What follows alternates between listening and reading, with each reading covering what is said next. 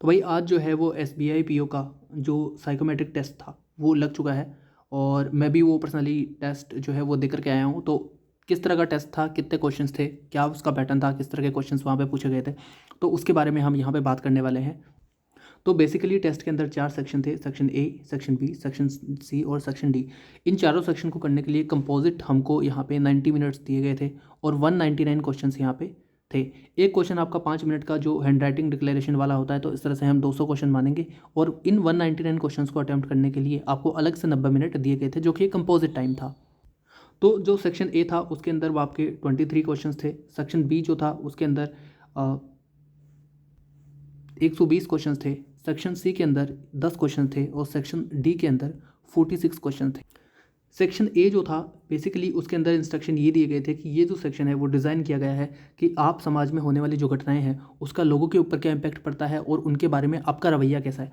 तो उसको डिज़ाइन करने के लिए, उसको टेस्ट करने के लिए ये सेक्शन जो है वो डिज़ाइन किया गया था।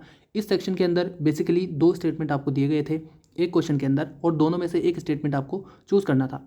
तो इसमें 23 क्वेश्चंस थे। ज़्यादा से मैंने जो देखा था कि 8 से 10 क्वेश्चन जो थे इसके अंदर, उनमें बेसिकली आपको ये चेक करने के लिए दिया गया था कि क्या आप सच में लक कोई चीज़ होती है उसको मानते हैं या नहीं मानते हैं, और लक को कितनी आप जो है वो वरीयता देते हैं अपनी लाइफ के अंदर। जो भी आपने अचीव किया है या जो भी आपके साथ कुछ बुरा हुआ है, तो उसमें आप कितना रोल मानते हैं कि लक उस चीज़ के लिए जिम्मेदार है। तो उस चीज़ को टेस्ट करने के लिए डिज़ाइन किया गया था।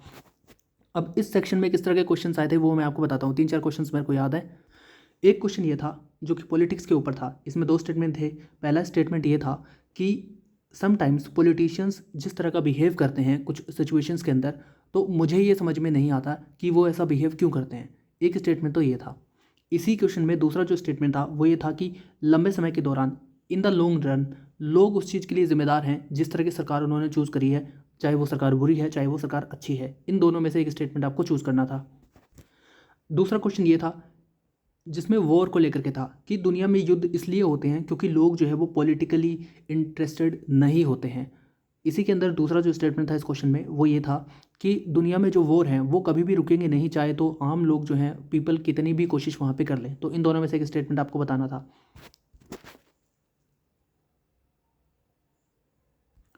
एक क्वेश्चन था तीसरा जो कि टीचर एजुकेशन पे था। उसमें लिखा था कि जो बच्चे होते हैं उनको जिस तरह की ग्रेड टीचर्स देते हैं, तो वो टीचर जो ग्रेड देते हैं वो एक absurd आइडिया है कि उस ग्रेड के लिए हम टीचर को जिम्मेदार ठहराएं। मतलब कि जिस तरह के मार्क्स कई बार आपको मिल जाते हैं ना, आप कह देते हैं कि टीचर ही ऐसा है तो उसने इस तरह के मार्क्स दिए। तो एक स्टेटमेंट इसमें ये था। इसी क्वेश्चन में दूसरा स्टेटमेंट ये था कि बच्चों को ये पता ही नहीं होता, सॉरी ये स्टेटमेंट नहीं था, इसमें ये था कि there is a direct relation between the grade एक स्टूडेंट जो उसको मिलती है और जितनी उसने पढ़ाई की होती है, जो मेहनत की होती है। तो ये 2 स्टेटमेंट थे, इसमें से आपको एक बताना था। एक क्वेश्चन जो था उसमें ये था कि मेरे जीवन में जो भी घटनाएं हो रही हैं उनके अंदर लक का न के बराबर रोल है ना। और इसी क्वेश्चन में जो सेकंड स्टेटमेंट था वो ये था कि बच्चों को या फिर लोगों को ये बात पता ही नहीं है कि उनके आसपास जितनी घटनाएं घटित हो रही हैं उसमें जो भी हैपनिंग्स हो रही हैं उनमें उनका डायरेक्ट रोल कितना है। तो ये एक इस तरह का एक क्वेश्चन था। इसके अलावा एक और क्वेश्चन था। आपको ये लगेगा कि इसमें जो स्टेटमेंट्स हैं वो रिपीटेड हैं, तो जबकि वहाँ पे जो क्वेश्चन थे ना उनमें भी स्टेटमेंट रिपीटेड थे। सेम स्टेटमेंट अलग अलग क्वेश्चन में दिया था, थोड़ा सा मॉडिफाई करके। वो बस आपको ये देखना चाहते थे कि आपने एक सिचुएशन में कैसे रिएक्ट किया। सेम स्टेटमेंट यदि थोड़ा सा मॉडिफाई करके आता है तो आप कैसे रिएक्ट करते हैं। इससे क्या है ना कि जो यदि डिफरेंस होगा कि एक बार आपने अलग तरीके से रिएक्ट किया, दूसरी बार आपने अलग तरीके से रिएक्ट किया, तो वो कहीं ना कहीं पर्सनैलिटी जो डिफरेंस है उसको समझ पाएंगे कि आप जो है वो कॉन्शियस नहीं है कि आपसे क्या पूछा जा रहा है, या फिर आप जो है बदल करके आंसर दे रहे हैं। इस तरह से इन्फ्लुएंस हो रहे हैं कि दूसरे मेरे बारे में क्या सोचेंगे, उस चीज़ से इन्फ्लुएंस होकर के आप यहाँ पे आंसर्स कर रहे हैं। तो उस चीज़ को डिफरेंस करने के लिए, मेजर करने के लिए उन्होंने अलग अलग क्वेश्चंस पूछे थे, सेम लैंग्वेज थोड़ी सी मॉडिफाई करके।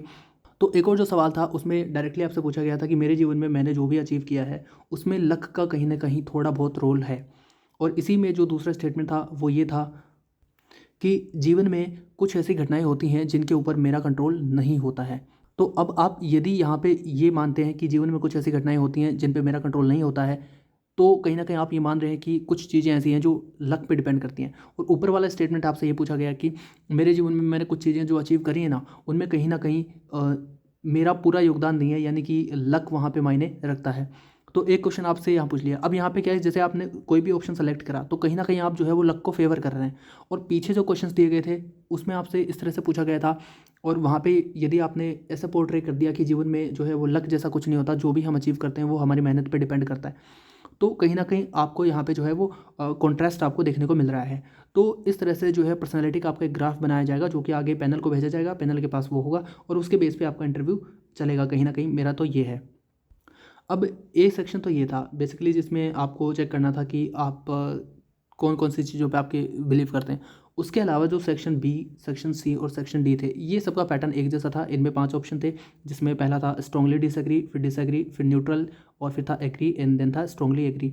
तो यहाँ पे एक लाइन आपको दी गई थी। बेसिकली ये जो लाइनें दी गई थी वो आपके पर्सनल बिलीफ को जज करने के लिए दी गई थी कि आप पर्सनली अलग-अलग चीज़ों पे क्या सोचते हैं, या फिर कई बार आपसे मतलब ऐसी सिचुएशन आ जाएगी तो वहाँ पे आप कैसे रिएक्ट करेंगे, वहाँ पे आप एग्री करते हैं या नहीं करते हैं उस सिचुएशन में, है ना? तो उस तरह के क्वेश्चंस थे। ये मेरे को कुछ क्वेश्चंस याद है, 10-15 क्वेश्चंस, उसको हम डिस्कस करते हैं।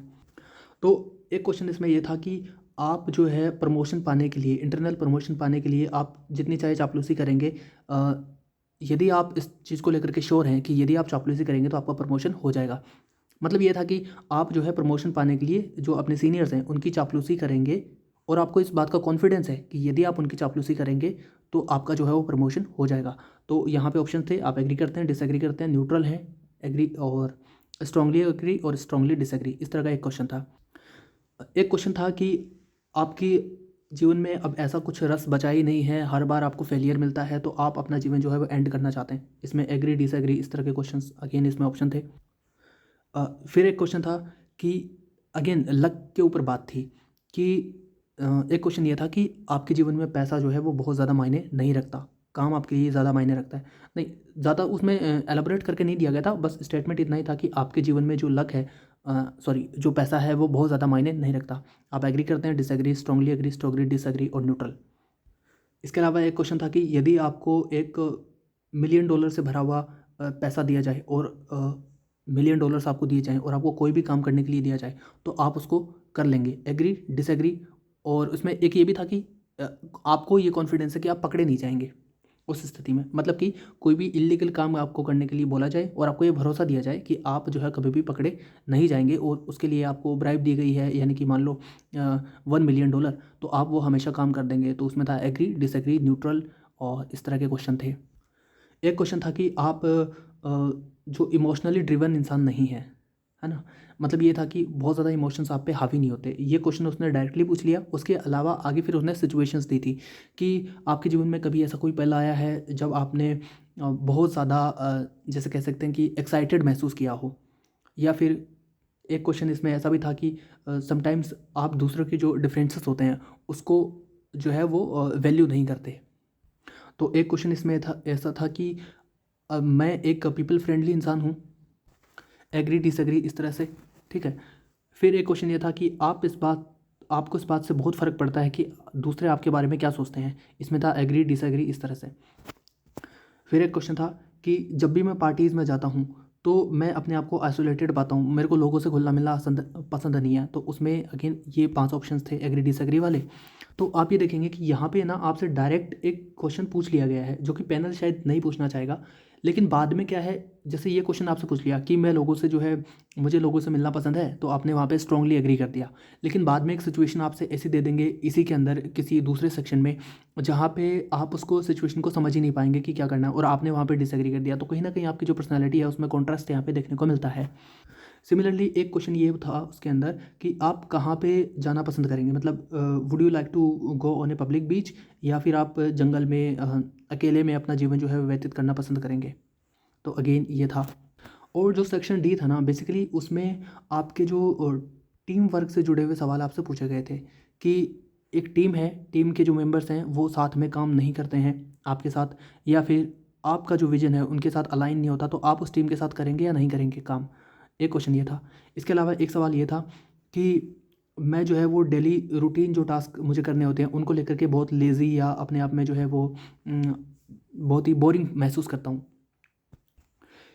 और एक सवाल ये था जो कि मुझे काफ़ी अच्छा लगा, उसमें पूछा था कि आपके लिए किसी भी व्यक्ति के साथ दोस्ती का पैमाना ये है कि यदि आप दोनों के बीच में डिफरेंसेस ऑफ ओपिनियन है तो आप ये मानते हैं कि आप दोनों एक अच्छे दोस्त नहीं हो सकते। उसके बाद एक सिचुएशन ये थी कि क्या आपको लगता है कि जब आप अपने दोस्तों के साथ किसी पार्टी में नहीं होते तो दोस्त ऐसा सोचते होंगे कि मतलब उनको वो पार्टी लाइफलेस लगती होगी, है ना। मतलब कि ऐसा था कि जैसे मान लो आपके फ्रेंड जो हैं वो पार्टी कर रहे हैं, उस पार्टी में आप नहीं हैं, तो आपके फ्रेंड्स के मन में ये बात आती है क्या कि यदि आप उस पार्टी में नहीं हैं तो वो पार्टी मीनिंगलेस है ना। तो एक क्वेश्चन ये था, इसमें आप एग्री करते हैं डिसएग्री करते हैं, इस तरह से था।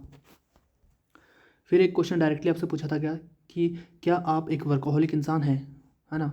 और उसी के अंदर आपसे ये पूछा गया था कि क्या आप अपने लिमिट्स के बाहर जा कर के, मतलब यदि आपको कोई काम करना है और डेडलाइंस को मीट करना है तो क्या आपकी जो लिमिट्स है ना, जो काम आपको दिया गया है उसके बियॉन्ड जा कर के भी आप उस काम को करेंगे। फिर एक क्वेश्चन था कि मैं कोई भी काम को करने से पहले उसका जो आउटकम है उसको ज़रूर मेज़र करता हूँ, उसके बाद ही डिसीजन लेता हूँ। फिर एक क्वेश्चन था कि मैं एक रिस्क टेकर इंसान हूँ और किसी भी तरह का जो डिसीजन लेने से पहले मैं उसमें बहुत ज़्यादा विचार नहीं करता। फिर एक क्वेश्चन था जो सोशल सर्विस होती है उसको लेकर के कि आपके मन में जो भी लोग मतलब अपना जीवन यापन करते हैं, जो गरीब हैं या भीख मांग करके अपना जीवन यापन करते हैं, तो उनको लेकर के आपके मन में किसी तरह की कोई सिंपैथी नहीं है, क्योंकि आप ये मानते हैं कि जो लोग हैं उनका जो जीवन है बेसिकली उनके कार्यों के द्वारा, यदि वो मेहनत करते हैं तो उनका जीवन अच्छा होगा, और यदि वो नहीं करते हैं तो उनका जीवन अच्छा नहीं होगा। तो बेसिकली जो लोग अपना जीवन भीख मांग करके या किसी छोटा काम करके उन जीवन यापन करते हैं तो उनके प्रति आपके मन में किसी तरह की कोई सिंपैथी नहीं है। एक क्वेश्चन ये था। अब यहाँ पे मैं आपको एक और क्वेश्चन बताता हूँ जो कि सेक्शन ए के अंदर ही था, जिसमें ये कहा गया था कि यदि कोई व्यक्ति बहुत मेहनत करता है अपने जीवन में तो हमेशा उसको उस जीवन का रिजल्ट, उस काम का जो है वो रिजल्ट मिल जाता है और उसको रिकग्निशन मिल ही जाती है ना। फिर इसी क्वेश्चन में दूसरा स्टेटमेंट ये था कि अगेन वो चेक करना चाह रहे थे कि आप जो है वो लक को कितना मानते हैं, उसी चीज़ को घुमा फिरा कर। तो पहला क्वेश्चन आपसे दे दिया कि आप ये मानते हैं कि कोई भी व्यक्ति जीवन में यदि कुछ हासिल करता है तो उसमें उसकी सिर्फ और सिर्फ उसका जो हार्ड वर्क होता है, उसके जो डूइंग्स होती हैं, है ना, तो वही उसके लिए कामयाब होती हैं। यानी कि और इसी में एक और स्टेटमेंट इसी के अगले क्वेश्चन में था कि एक जो लीडर होता है वो लीडर तभी बन पाता है जब उसको राइट टाइम पे राइट अपॉर्चुनिटीज़ मिलती है। और इन दोनों ही क्वेश्चन के अंदर जो सेकंड स्टेटमेंट था वो कुछ इस तरह का था कि मोस्ट ऑफ द टाइम्स क्या होता है कि एक व्यक्ति बहुत मेहनत करता है अपने जीवन में, सही काम करता है, लेकिन फिर भी उसको उतनी रिकॉग्निशंस नहीं मिल पाती, है ना।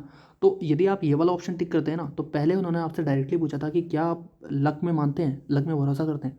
और यदि आप यहाँ पे कह रहे हैं कि एक स्टेटमेंट में आप कह रहे हैं कि बिल्कुल व्यक्ति का जो जीवन है उसके जो काम वो जीवन में करता है उस पर डिपेंड करता है, दूसरे स्टेटमेंट में आप ये कह रहे हैं कि एक व्यक्ति ने बहुत अच्छी मेहनत करी जीवन में, बहुत अच्छे काम किए, फिर भी जो है उसको रिकग्निशन नहीं मिली। तो बेसिकली यहाँ पे कॉन्ट्रास्ट है। तो जो टेस्ट था साइकोमेट्रिक टेस्ट, एक तरह से फॉर्मेलिटी ना होकर के ये बहुत अच्छे से डिज़ाइन किया गया था कि आप उसमें पकड़े जाएंगे, है ना। क्वेश्चंस आपको इतने सारे दे दिए गए थे, पहला क्वेश्चन है, फिर उसके बाद 10वां क्वेश्चन ऐसा है, उसके बाद 25वां क्वेश्चन ऐसा है, तो आप ये भी नहीं पता कर सकते कि कौन सा क्वेश्चन में किस तरह से पूछा गया था। तो बेसिकली आपको जो है वो जो चीज़ें आपकी पर्सनैलिटी के ज़्यादा करीब हैं, जो कहीं ना कहीं आपको ठीक लगती हैं, उन्हीं का आंसर्स आपको यहाँ पे करना था, और क्वेश्चन यहाँ पे सारे ही करने थे। एक और बात मैं आपको यहाँ पे बताना भूल गया, वो इम्पोर्टेंट थी कि जो टेस्ट था वो सिर्फ इंग्लिश के अंदर ही था, मतलब हिंदी आप यहाँ पे चूज़ नहीं कर सकते थे, जो टेस्ट था वो पूरा का पूरा इंग्लिश के अंदर ही था। तो इस वीडियो में फ़िलहाल इतना ही। आप लोग जो हैं उसको सब्सक्राइब कर लेना चैनल को, आगे मैं अपडेट्स जो हैं वो लाता रहूँगा।